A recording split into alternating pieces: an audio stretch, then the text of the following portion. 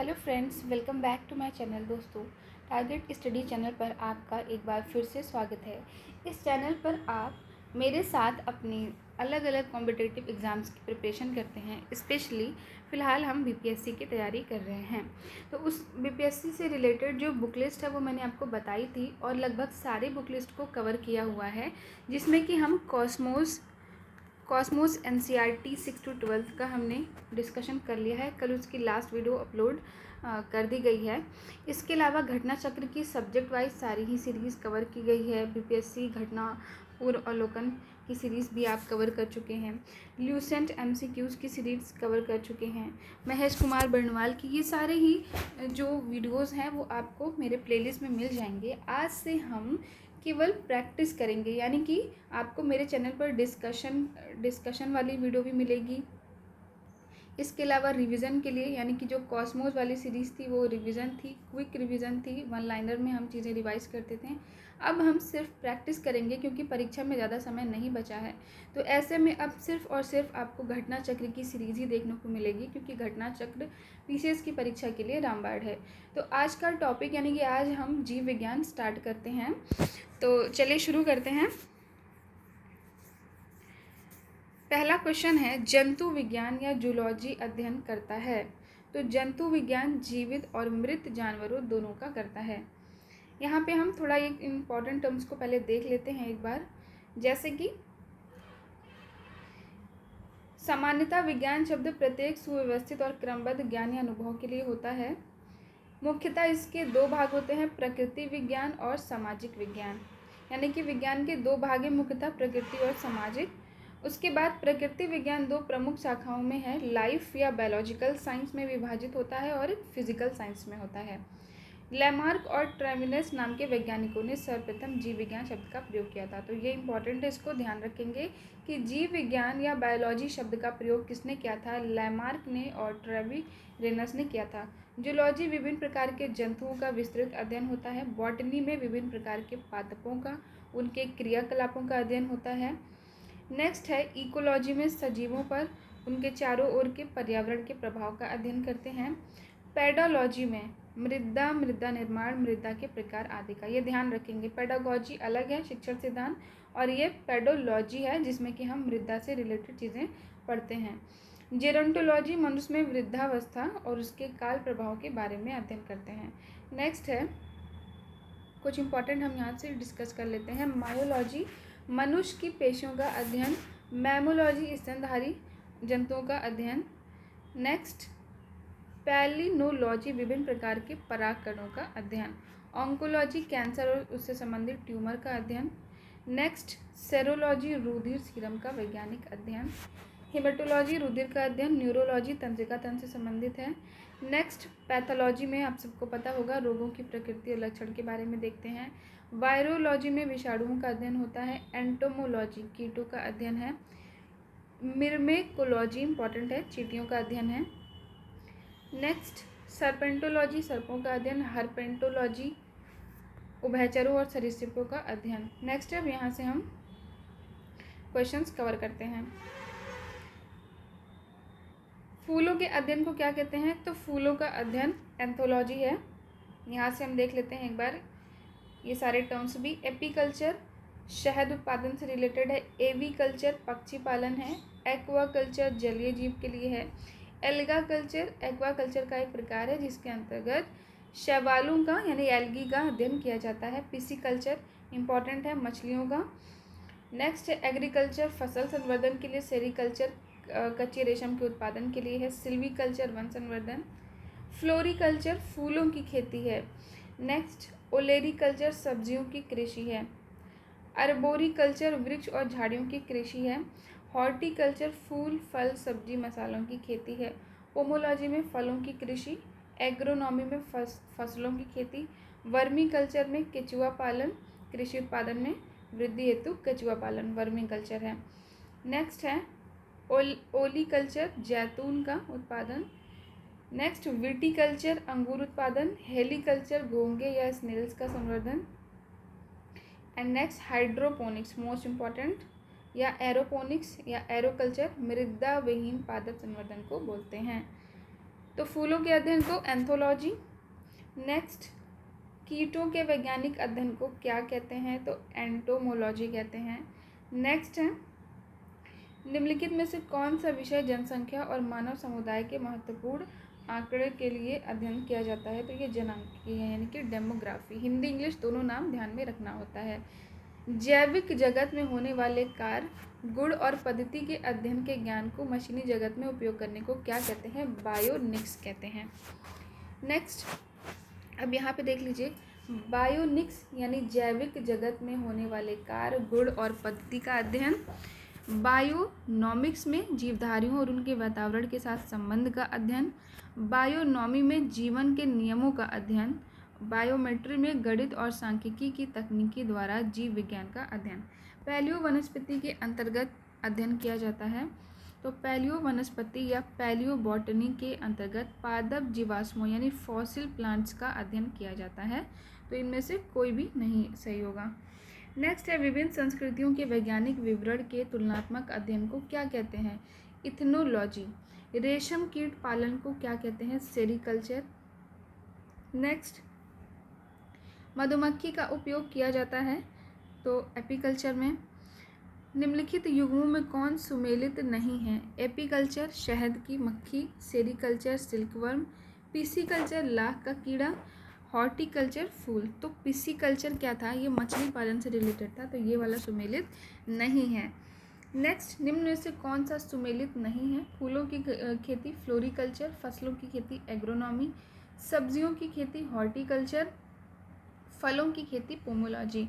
तो जो बागवानी या हॉर्टिकल्चर होता है वो कृषि की विशेष पद्धति है। इसके तहत फलों की कृषि, सब्जियों की कृषि और फूलों की कृषि सब कुछ आती है। केवल सब्जियों की बात होती तो ओलेरी कल्चर होता, तो इसीलिए ये ऑप्शन सी गलत हो जाएगा। नेक्स्ट है, लेक्सिकोग्राफी का संबंध किससे है? तो लेक्सिकोग्राफी शब्दकोश या के संकलन या संयोजन से रिलेटेड है। नेक्स्ट, सब्जी के लिए काम आने वाले पौधों के अध्ययन को क्या कहते हैं? तो सब्जी के काम आने वाले पौधों के लिए ओलेरी कल्चर वर्ड सही है। नेक्स्ट, विटीकल्चर के द्वारा कौन सा उत्पादन होता है? तो विटीकल्चर में अंगूर का उत्पादन होता है। कीट संवर्धन क्या है? कीटों की वृद्धि करने का विज्ञान है। नेक्स्ट, वृद्धावस्था और काल प्रभावन के विषय में जो जानकारी है वो किससे? जेरंटोलॉजी से। नेक्स्ट, टेरेटोलॉजी शारीरिक विकास में आने वाली असमानताओं का अध्ययन है। वहीं ऑर्निथोलॉजी जंतु विज्ञान की वो शाखा है जिसके तहत पक्षियों का अध्ययन किया जाता है। वर्मी कल्चर में प्रयुक्त वर्म होता है कौन सा? तो ये अर्थवर्म होता है। वर्मी कंपोस्ट को वर्मी कल्चर या केचुआ पालन भी कहते हैं, और केचुओं को अर्थवर्म के उनके मल से तैयार खाद को ही वर्मी कंपोस्ट कहा जाता है। तो इंग्लिश हिंदी दोनों नाम ध्यान में रखना है। नेक्स्ट है, जीड़ वृद्धि जीड़ या वृद्ध होने की प्रक्रिया के अध्ययन को क्या कहते हैं? जेरंटोलॉजी। पेडोलॉजी निम्न वैज्ञानिक अध्ययन से संबंधित है, तो पेडोलॉजी मिट्टी से रिलेटेड है। नेक्स्ट, जेरंटोलॉजी निम्न में से किसके अध्ययन से संबंधित है? वृद्धावस्था से। अस्थियों का अध्ययन विज्ञान की किस शाखा के अंतर्गत करते हैं? ऑस्टियोलॉजी के अंतर्गत। ओरोलॉजी में पर्वत का अध्ययन करते हैं। सेरोलॉजी में रुधिर सीरम का वैज्ञानिक अध्ययन होता है, और जियोलॉजी में पृथ्वी की आंतरिक संरचना का। नेक्स्ट है, हड्डियों की पढ़ाई विज्ञान की किस शाखा के अंतर्गत आती है? ऑस्टियोलॉजी। सर्पों के विषय में जानकारी प्राप्त करना सर्पेंटोलॉजी। निम्न में से बेमेल को ज्ञात करिए? Physiology, psychology, pathology, bacteriology. तो साइकोलॉजी, क्योंकि ये जीव विज्ञान से रिलेटेड नहीं है बल्कि मनोविज्ञान से रिलेटेड टर्म है। हाइड्रोपोनिक्स क्या है? तो मृदा विहीन पादप संवर्धन है। नेक्स्ट टॉपिक है जैव विकास, यानी कि जीवन की उत्पत्ति से रिलेटेड। तो थोड़ा सा हम यहाँ पे भी देख लेंगे। जैसे पृथ्वी की उत्पत्ति अनुमानतः 4.6 अरब वर्ष पूर्व हुई थी। पृथ्वी पर जीवन की उत्पत्ति के संदर्भ में वैज्ञानिकों द्वारा अलग अलग परिकल्पनाएं दी गई थी, जिसमें रासायनिक विकास के फलस्वरूप जीवन की उत्पत्ति सबसे आधुनिक है। इसके अलावा रूसी जीव रसायन शास्त्री AI ओपेरिन ने भौतिकवाद या पदार्थवाद के नाम से प्रस्तुत किया था, जो उनकी पुस्तक जीवन की उत्पत्ति में छपी है। तो ओरिजिन ऑफ लाइफ किसने लिखी, ये भी ध्यान में रखेंगे। नेक्स्ट है, अब इसके बारे में डिटेल नहीं देखेंगे क्योंकि डिटेल का डिस्कशन मैंने जीव विज्ञान का कराया हुआ है। यहाँ पे हम केवल क्वेश्चंस को अटेम्प्ट करेंगे। तो फर्स्ट क्वेश्चन है, निम्न में से कौन सी गैस प्राचीन या आदिम पृथ्वी के वायुमंडल में अनुपस्थित थी। तो ये ऑक्सीजन है। प्राचीन या आदिम पृथ्वी के वायुमंडल में ऑक्सीजन गैस नगण्य या अनुपस्थित थी, जबकि मीथेन, अमोनिया, कार्बन डाइऑक्साइड आदि गैसें उपस्थित थीं। निम्न कथनों पर विचार करिए। पृथ्वी का चुंबकीय क्षेत्र हर कुछ 100,000 सालों में उत्क्रमित हुआ। पृथ्वी जब 4,000 मिलियन वर्षों से भी अधिक पहले बनी तो ऑक्सीजन 54% था और कार्बन डाइऑक्साइड नहीं थी। नेक्स्ट, जब जीवित जीव पैदा हुए तो उन्होंने पृथ्वी के आरंभिक वायुमंडल को बदल दिया। तो केवल पहला तीसरा सही है, दूसरे में तो कह रहा है कि ऑक्सीजन 54% थी, जबकि हमने अभी ऊपर के क्वेश्चन में देखा कि वो नगण्य थी, तो ये गलत हो जाएगा। वर्तमान प्रमाण के अनुसार पृथ्वी पर जीव का उद्गम हुआ था लगभग 2 अरब वर्ष पूर्व। नेक्स्ट है, पृथ्वी पर सबसे पुराना जीव कौन सा है। तो ये नील हरित शैवाल है। मोस्ट इंपॉर्टेंट क्वेश्चन है, ध्यान रखेंगे। पृथ्वी पर सबसे पुराना जीव कौन सा है, नील हरित शैवाल। नेक्स्ट, पुस्तक द ओरिजिन ऑफ स्पीसीज किसने लिखी है, डार्विन ने लिखी है। द ओरिजिन ऑफ स्पीसीज पुस्तक डार्विन द्वारा लिखी गई है, इंपॉर्टेंट है, ध्यान रखेंगे। नेक्स्ट है, डार्विन द्वारा प्रस्तुत प्राकृतिक वरणवाद निम्न में से किस पर आधारित है। Over production, struggle for existence and variation, survival of the fittest. उपयुक्त सभी is the right answer. Next है, चार्ल्स डार्विन इंग्लैंड के जैव विकासविद थे। उन्होंने डार्विनवाद प्रस्तुत किया था और डार्विनवाद को प्राकृतिक वरणवाद या थ्योरी ऑफ नेचुरल सिलेक्शन भी कहते हैं। डार्विनवाद की विस्तृत व्याख्या इनकी पुस्तक प्राकृतिक चुनाव द्वारा जातियों की उत्पत्ति में छपी थी। डार्विन का प्राकृतिक वरणवाद overproduction, struggle for existence and variations तथा सर्वाइवल ऑफ द फिटेस्ट, इन तीनों पर आधारित था। नेक्स्ट है, विकासवाद का सिद्धांत किसने प्रतिपादित किया, डार्विन ने। जैव विकास या इवोल्यूशन को सर्वप्रथम किसने समझाया। तो ये लैमार्क ने समझाया था, ये इंपॉर्टेंट है, ध्यान रखेंगे। नेक्स्ट क्वेश्चन, विकास के उत्परिवर्तन सिद्धांत का प्रतिपादन किसने किया था, ह्यूगो डी ब्रिज ने किया था। अब यहाँ पे सूची का मिलान करना है, तो सबसे पहले तो देख लेते हैं डार्विन ने कौन सा इसमें से दिया था। तो डार्विन ने विकास का सिद्धांत दिया था, तो बी को 3 से मिला देते हैं। बी का 3 देखिए 2 ऑप्शंस में दिख रहा है, इस तरह से हम एलिमिनेट करके लगा सकते हैं। दूसरा है, एक जीन एक एंजाइम की परिकल्पना, ये किसने दिया। तो ये बीडल और टैटम ने दिया था। सी का 1, तो देखिए सी का 1 इस वाले में ऑप्शन बी सही है। ए का 4 हो जाएगा। उत्परिवर्तन का सिद्धांत डी ब्रिज ने दिया था। और ओपरान अवधारणा यानी कि जैकोब और मैनोल्ड ने। नेक्स्ट, विकास का मुख्य कारक क्या है, प्राकृतिक वर्ण है डार्विनवाद के अनुसार। जैव विकास के संदर्भ में सांपों में अंगों का लोप होने का स्पष्ट किस प्रकार से किया जाता है। तो अंगों का उपयोग और अनुपयोग किए जाने के हिसाब से। नेक्स्ट है, जीवों में अत्यधिक विविधता का कारण है उत्परिवर्तन। वैज्ञानिकों का समूह जिसने प्रकृतिवाद के सिद्धांत को आधुनिक रूप दिया उसे नव डार्विनवादी कहते हैं और इसके अनुसार जीनों में साधारण परिवर्तन के उपरांत नए जीव बनते हैं जिससे उनमें विभिन्नताएं बढ़ जाती हैं। इन परिवर्तनों को उत्परिवर्तन कहते हैं। नेक्स्ट है, निम्न में से कौन सा सजीव जीवों में एक नई जाति की उत्पत्ति के लिए सर्वाधिक महत्वपूर्ण घटक है। तो ये उत्परिवर्तन है। आधुनिक मनुष्य के हाल का पूर्वज कौन है, क्रो मैग्नॉक मानुष। शब्द डेनिसोवन कभी कभी समाचार माध्यमों में किस संदर्भ में आता है। तो ये एक आदि मानव जाति या स्पीशीज है। नेक्स्ट है, डेनिसोवन एक आदि मानव प्रजाति थी जो यूरेशिया के जंगलों में लगभग 1.5 से 2 लाख वर्ष पूर्व निवास करती थी। पहली बार वर्ष 2010 में साइबेरिया की गुफाओं में प्राप्त अस्थि अवशेषों से इसकी पहचान हुई थी। नेक्स्ट है, आर्कियोप्टेरिक्स क्या है। तो ये जुरासिक युग का सर्वपुरातन पक्षी है। मोस्ट इम्पॉर्टेंट है ये क्वेश्चन भी। डायनासोर रहे थे मेसोजोइक युग में। नेक्स्ट, आर्कियोप्टेरिक्स किन वर्गों के प्राणियों के बीच की योजक कड़ी है, सरीसृप और पक्षी के बीच की। नेक्स्ट, जीवों के विकास या इवोल्यूशन के संदर्भ में कौन सा अनुक्रम सही है? तो सैलामेंडर, अजगर, देन लास्ट में कंगारू। मैमथ पूर्वज है हाथी का। मोस्ट इम्पॉर्टेंट क्वेश्चन, मैमथ किसका पूर्वज है? हाथी का। ये प्रजाति वर्तमान समय में विलुप्त है।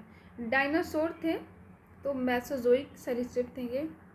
नेक्स्ट है वर्गीकी से रिलेटेड क्वेश्चंस। आइए क्वेश्चंस देख लेते हैं।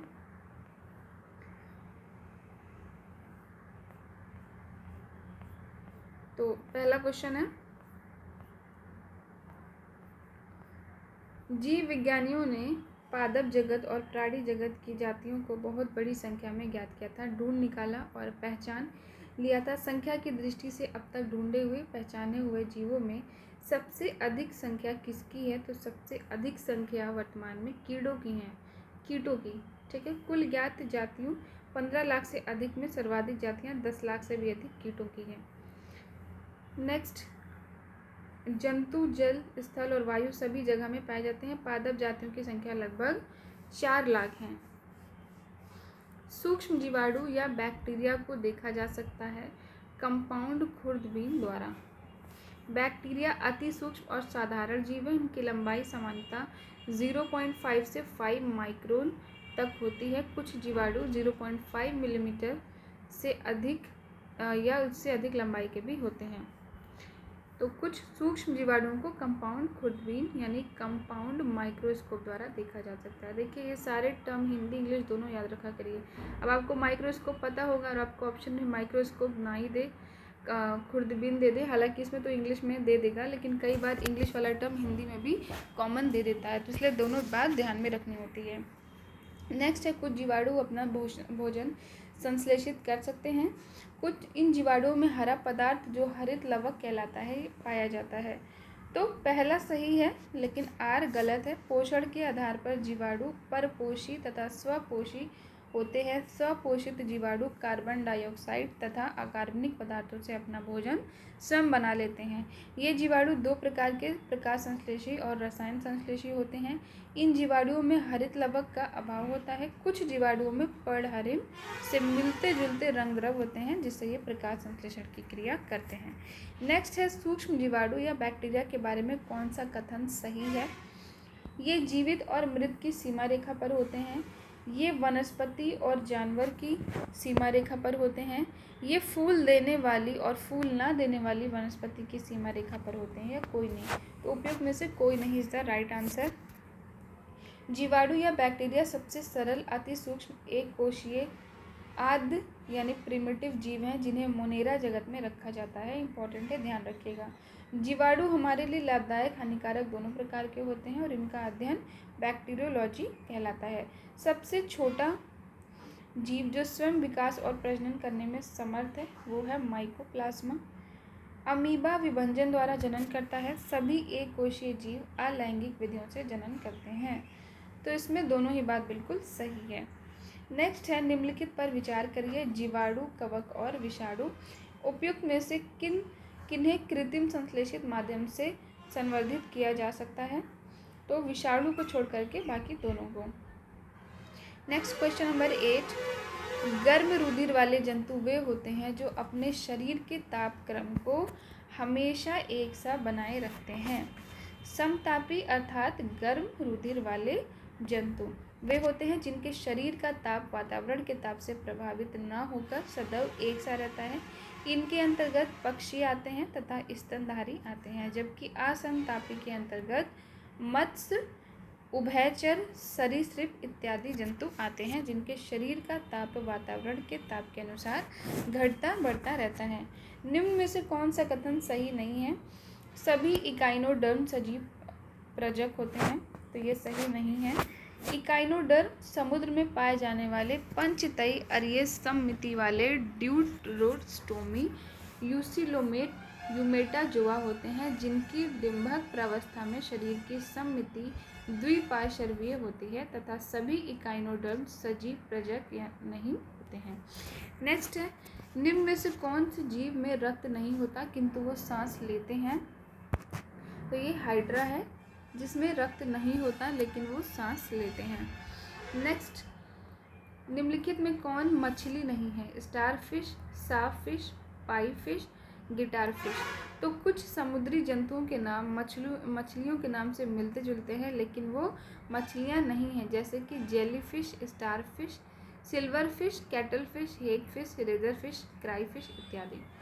नेक्स्ट, निम्न में से कौन वास्तविक मीन यानी मछली है? रजत मीन, jelly fish, cray fish, cat fish.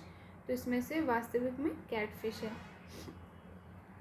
रजत मीन यानी सिल्वर फिश एक छोटा पंखहीन कीट यानी कीड़ा है। ये फिश के कड़े खाल वाला जानवर है। जेली फिश कशेरुकी जंतु नहीं है, ये मछली की श्रेणी में नहीं आती है। कैट फिश वास्तविक मीन है। निम्न में से कौन वास्तविक रूप से मछली है? तो ये समुद्री घोड़ा। देखिए नाम घोड़ा है लेकिन क्या है, ये मछली है। नेक्स्ट, निम्न में से कौन सी एक मछली है? तो समुद्री घोड़ा। शार्क मछली में कितनी हड्डियां होती हैं? तो ये है 0। शार्क मछली में हड्डियां नहीं पाई जाती। शार्क मछली का कंकाल तंत्र उपास्थि का बना होता है, यानी कि कार्टिलेज होता है।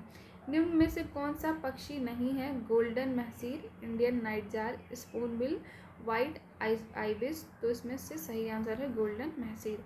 नेक्स्ट क्वेश्चन नंबर 17, सबसे बड़ा स्तनपायी कौन सा है? वेल, अफ्रीकी हाथी, दरियाई घोड़ा या ध्रुवी भालू। तो इसमें से whale is the right answer. Blue whale पृथ्वी पर पाया जाने वाला सबसे बड़ा स्तनपायी जीव है। इसकी लंबाई 33 मीटर से भी अधिक तथा वजन 180 मीट्रिक टन से भी अधिक हो सकता है। नेक्स्ट, वेल निम्न वर्गों में से किस वर्ग का प्राणी है?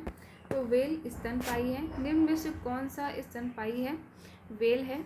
निम्न प्रजातियों में कौन सी दांत वाली वेलों में विशालतम है? Finback whale, blue whale, sperm whale, humpback whale. तो स्पर्म वेल।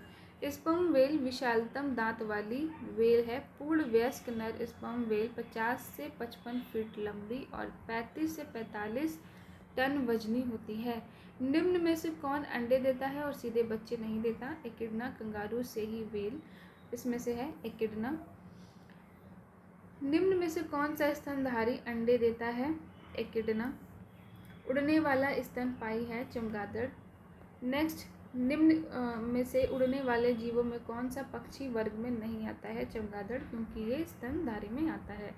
निम्न जंतुओं पर विचार करिए। समुद्री गाय, समुद्री घोड़ा और समुद्री सिंह, इनमें से कौन सा स्तनधारी है? तो समुद्री घोड़ा छोड़ करके बाकी दोनों हैं। नेक्स्ट, डॉल्फिन वर्गीकृत किए जाते हैं मत्स्य में, उभयचर में, सरीसृप में, स्तनी में। तो ये डॉल्फिन क्या है? स्तनी है। नेक्स्ट है, निम्न में से सील किस जाति का है? मछली है, पक्षी है, सरीसृप है या स्तनपायी है? तो ये स्तनपायी है। इसको फोका भी कहते हैं। एम्फीबिया बताता है जल और स्थल दोनों पर ही रह सकने वाले पशुओं को। निम्न में कौन सा जीव अपनी त्वचा से सांस लेता है? मछली, कबूतर, मेढक, तिलचट्टा। Important question. तो अपनी त्वचा से सांस लेने वाला है मेढक। मेढक उभयचर वर्ग का जंतु है जो पानी और जमीन दोनों जगह रह सकता है। ये शीत रक्त प्राणी है जो वातावरण के अनुसार अपने शरीर का तापमान घटाते बढ़ाते रहते हैं। मेढक की त्वचा उच्च पारगम होती है जिससे होकर ऑक्सीजन तथा कार्बन डाइऑक्साइड गुजरती है। इस अद्वितीय विशेषता के कारण मेढक अपनी त्वचा से सांस लेते हैं। स्थल पर एक वयस्क मेढक अपने फेफड़ों द्वारा सांस लेते हैं। मेढक कोल्ड ब्लड एनिमल है, सही बात है। नेक्स्ट, इसके अलावा और कुछ कोल्ड ब्लड वाले जंतु हैं। सर्प, मगरमच्छ, मछली, कीट, गिरगिट, छिपकली आदि। मेढक के कायांतरण में आंत छोटी हो जाती है। गोबियलिसिस घड़ियाल बहुतायत में पाया जाता है गंगा में। निरिशंस प्राणी कौन सा है? तो ये ऑटर है। ऊद बिलाव या ऑटर, दोनों नाम याद रखेंगे। एक निरिशंस प्राणी है जो कि एक स्तनधारी जंतु भी है। वेल का शरीर धारा रेखित होता है, ये ध्यान रखेंगे। इसकी त्वचा के नीचे वसा का मोटा स्तर ब्लबर शरीर में तापरोधक का कार्य करता है।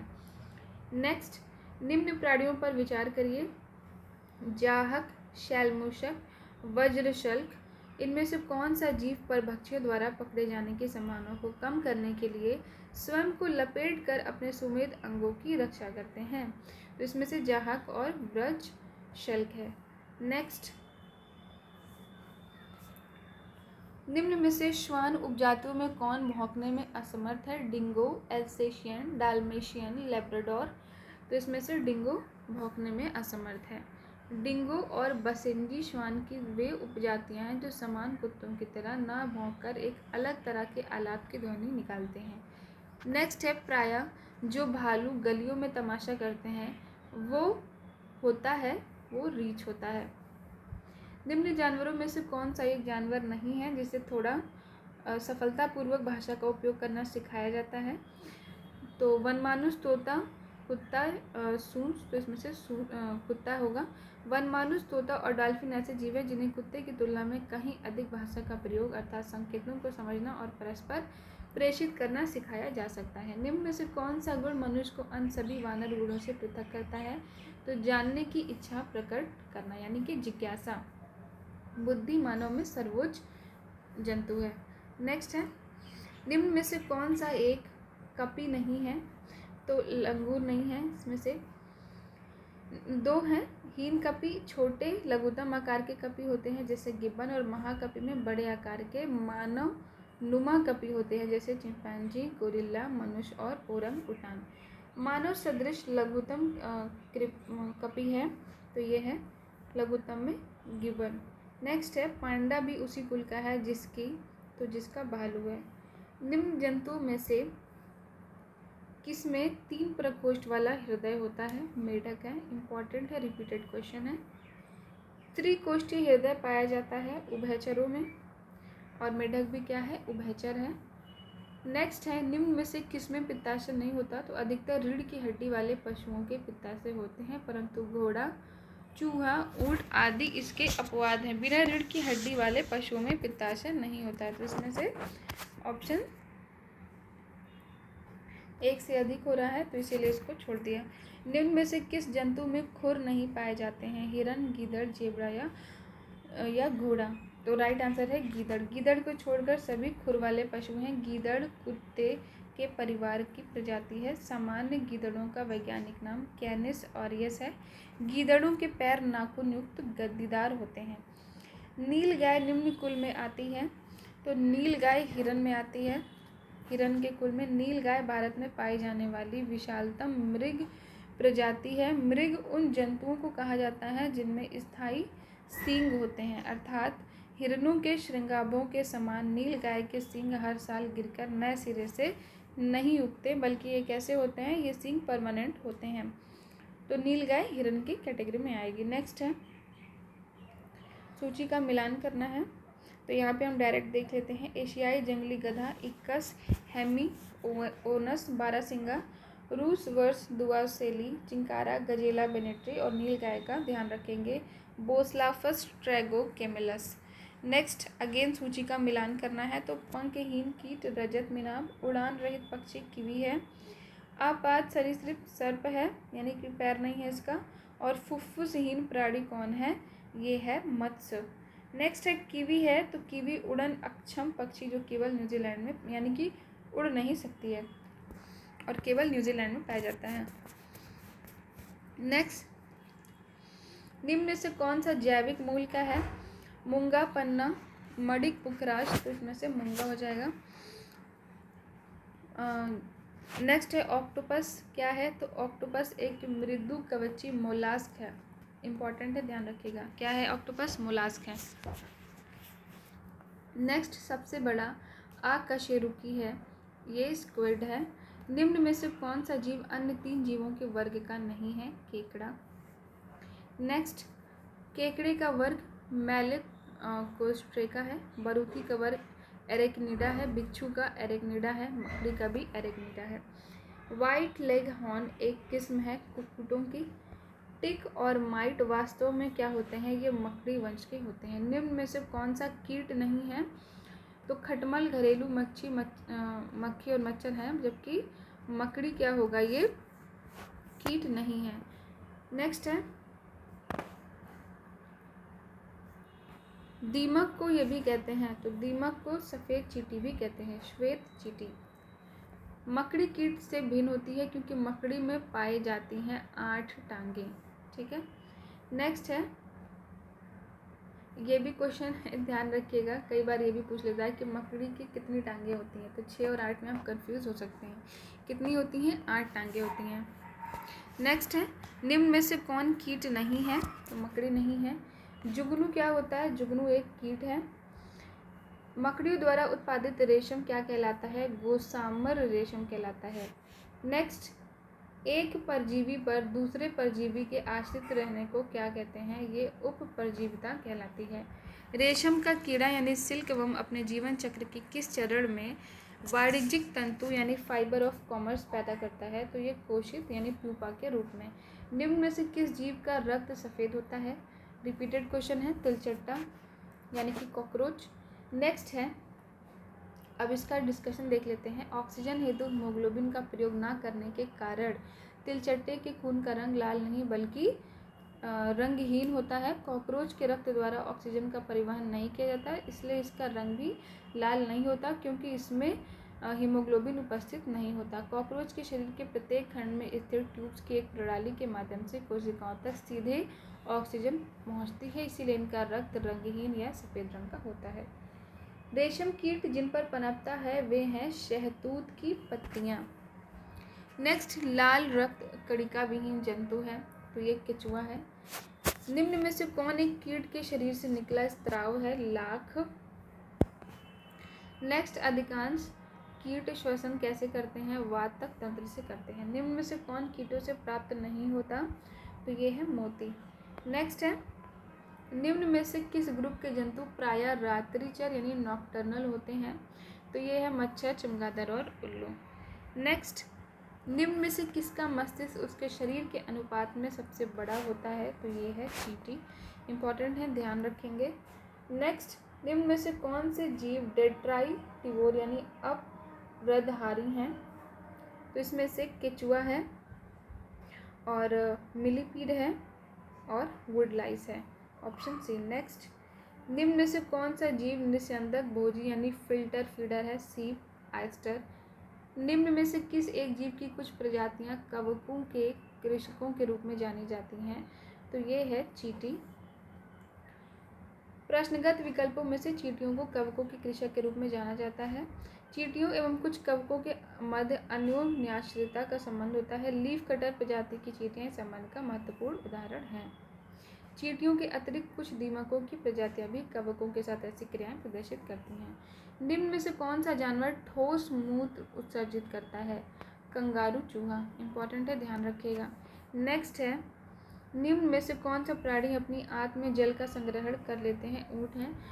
एक प्रकार के जीव में वो घटना पाई जाती है जिसमें मादा मैथुनोपरांत नर को मार देती है, ये है मकड़ी।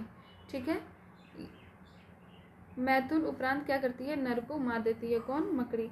नेक्स्ट है, किंग कोबरा एकमात्र ऐसा सांप है जो अपना घोंसला बनाता है। ये अपना घोंसला क्यों बनाता है?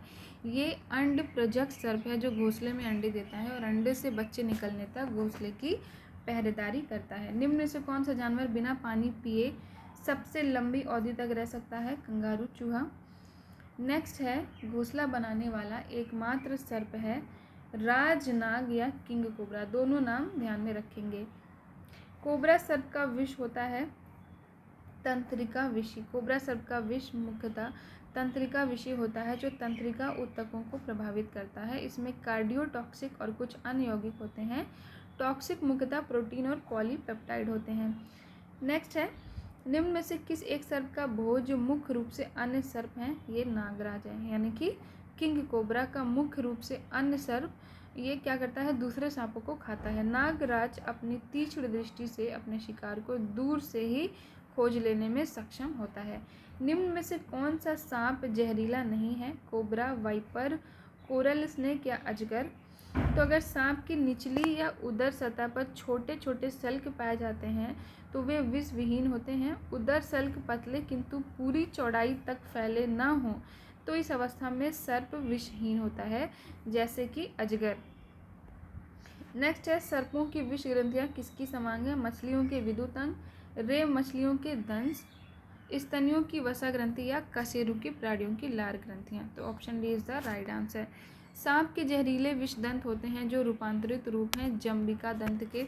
विषैले सांपों में ऊपरी जबड़े की मैक्सिली हड्डियों के 1 से 3 जोड़ी, प्रायः 1 जोड़ी बड़े और पीछे की ओर मुड़े विषदंत तालु से मुख ग्रासन गुहिका में उभरे रहते हैं। ये मैक्सिलरी दंत ऊपरी जबड़े में ही स्थित विष ग्रंथियों से संबद्ध होते हैं। नेक्स्ट है निम्न कथनों पर विचार करना है। समुद्री कच्छपों की कुछ जातियां शाकभक्षी होती हैं। मछलियों की कुछ जातियां शाकभक्षी होती हैं। समुद्री स्तनपाइयों की कुछ जातियां शाकभक्षी होती हैं। सांपों की कुछ जातियां सजीव प्रजक होती हैं। तो ये सारे ही सही हैं। कुत्ता यानी डॉग एक शाकाहारी जानवर है, ये गलत बात है। नेक्स्ट है कीड़भक्षी पौधे मिट्टी में किसकी कमी से उगते हैं, तो ये नाइट्रोजन की कमी से उगते हैं। नेक्स्ट है, इम्पॉर्टेंट है, ये भी ध्यान रखिएगा, निम्न में से कौन सा एक कीटाहारी पादप है, तो ये घटपर्णी पौधा है। ठीक है। नेक्स्ट है नेपेंथिस खासियाना यानी घटपर्णी नाम का दुर्लभ और अपातीय पौधा पाया जाता है, मेघालय में पाया जाता है।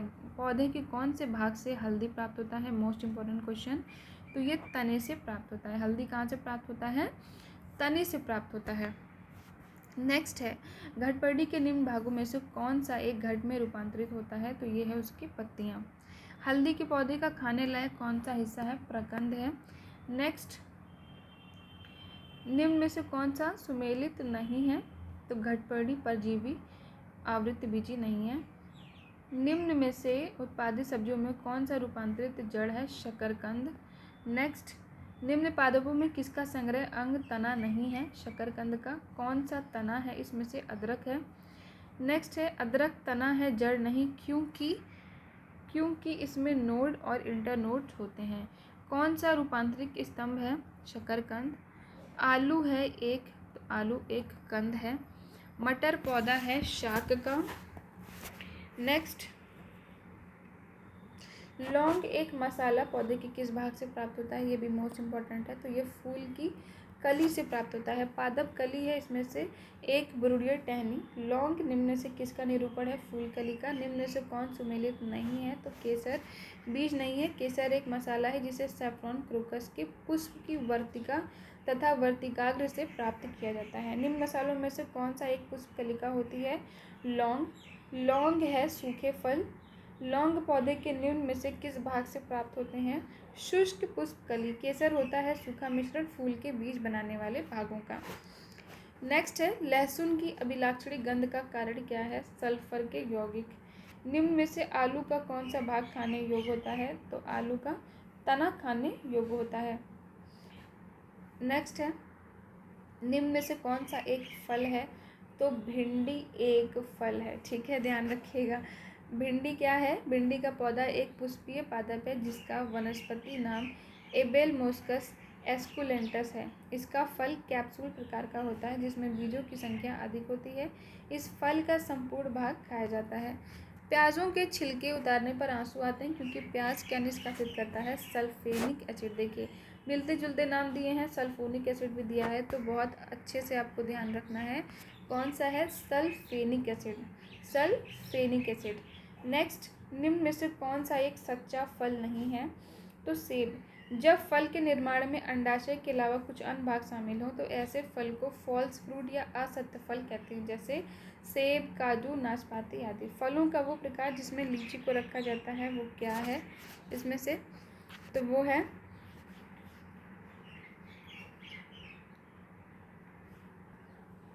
ब्रू। नेक्स्ट है लाल मिर्च तीखी होती है क्योंकि उसमें उपस्थित होता है कैप्सेसिन। फलों के मीठे स्वाद का कारण फ्रक्टोज। कौन सा अनाज मानव निर्मित है, ट्रिटिकेल। नेक्स्ट,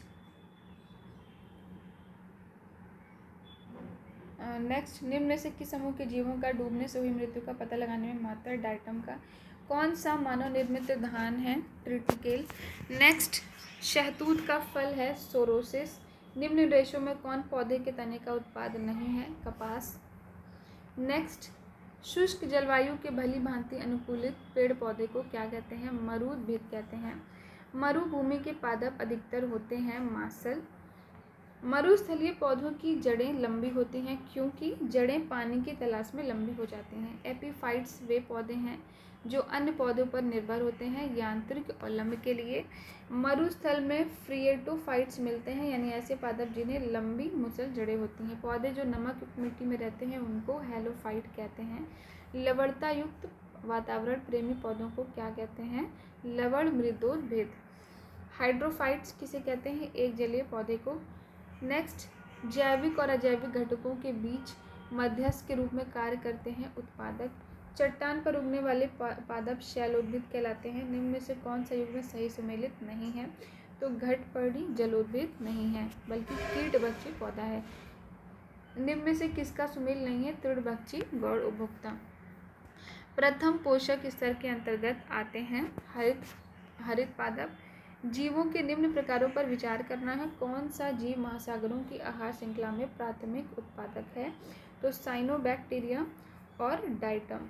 नेक्स्ट, मछलियों का में समानता श्वसन होता है गलफड़ों द्वारा। सेब के फल में लाली का कारण है एंथोसाइनिन के कारण।